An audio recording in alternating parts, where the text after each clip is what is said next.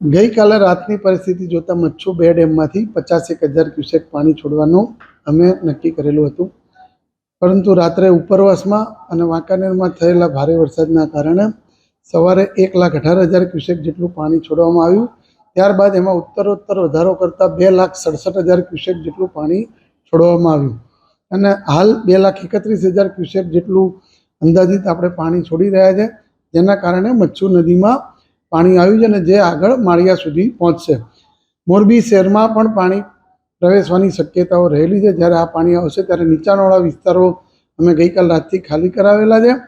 વધુ 10 ટીમોની અમે રચના કરી છે અને એક ટીમ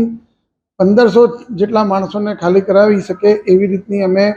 આયોજન કરેલું છે, જેથી 10,000 થી 15,000 લોકોને જ્યારે જરૂર પડે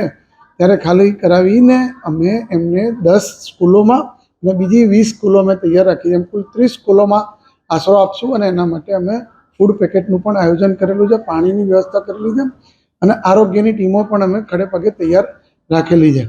વધુમાં 2017ના અનુભવી અહીંયાના જે કર્મચારી અધિકારી હતા એમની વાત ધ્યાને રાખીને જે નેશનલ હાઈવેમાં જામ થયેલો અને મદદ જ્યારે મોકલવી પડે માળિયા ત્યારે મદદ મોકલવામાં મોડું ના થાય તેવા બધા પરિસ્થિતિને વિચારીને હાલ ટ્રાફિક ડાયવર્ટ કરવા માટેની સૂચના એસપી શ્રી તરફથી બંને એડજોનિંગ જિલ્લા એટલે કે કચ્છ અને સુરેન્દ્રનગરમાં એમને ચર્ચા કરીને આપેલી છે, જેના કારણે 36 કલાક અથવા 24 કલાક જેટલી લોકોને તકલીફ પડી શકે, પરંતુ એના કારણે અમારી જે મદદ પહોંચાડવાની છે મોરબીથી માળિયા કે એનડીઆરએફ એસડીઆરએફની ટીમો મોકલવાની થાય તો લોકોને અગવડ ના પડે તે માટે આ કરવું પણ જરૂરી છે. અને આપના મારફતથી હું શહેરના લોકોને વિનંતી કરીશ કે આપ પાણી જોવા માટે જે રીતે નીકળ્યા છો, મહેરબાની કરી અને આપ આપના ઘરમાં પાછા વળો. આપ શહેરમાં ટ્રાફિક જે જામની પરિસ્થિતિ કરો છો, તંત્રને સહકાર આપો એવી હું કિરણ ઝવેરી આપને 2 હાથ જોડીને વિનંતી કરું છું. હું અપીલ કરું છું કે આપ તંત્રને પૂરતો સહકાર આપો અને તંત્ર જે કામ કરે છે, તંત્ર જે સૂચના આપે છે એનું અવશ્ય પાલન કરો. આમરણ તાલુકા આમરણ અને એની આજુબાજુના 8-10 ગામ માટે પણ અમારા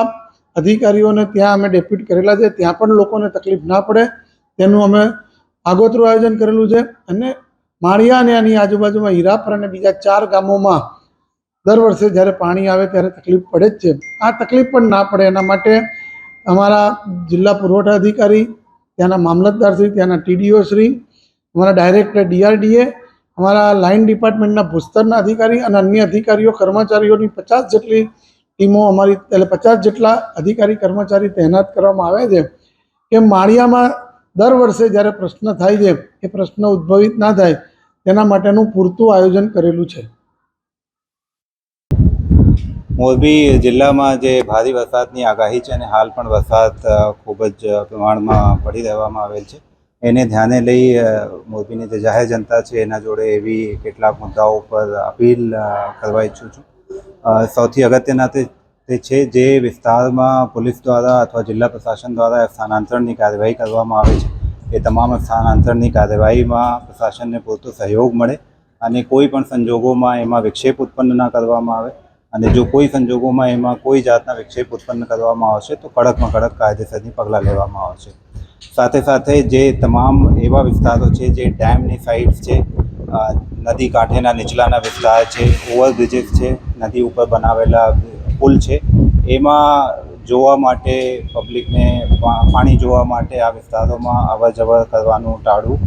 સાથે સાથે જે કોઝવે રસ્તાઓ જેમાં પાણી ઉપરથી પસાર થતા હોય કેટલાક રસ્તાઓ બંધ કરી દેવામાં આવેલા છે અને જે રસ્તાઓ એવા સંજોગોમાં બંધ કરવામાં આવેલા છે એ જગ્યા ઉપર કોઈ પણ જાતની અવર જવર ના કરવામાં આવે અને હાજર જે પોલીસકર્મીઓ છે એને પૂરતા સહયોગ મળવામાં આવે. એ સિવાય વખતની જે ડિઝાસ્ટર શાખાની, જિલ્લા પોલીસની, જિલ્લા પ્રશાસનની જે સૂચનાઓ આપવામાં આવી છે એના ચુસ્તપણે એની અમલવારી કરવામાં આવે એ પણ તમામ નગરજનો જોડે અપીલ છે.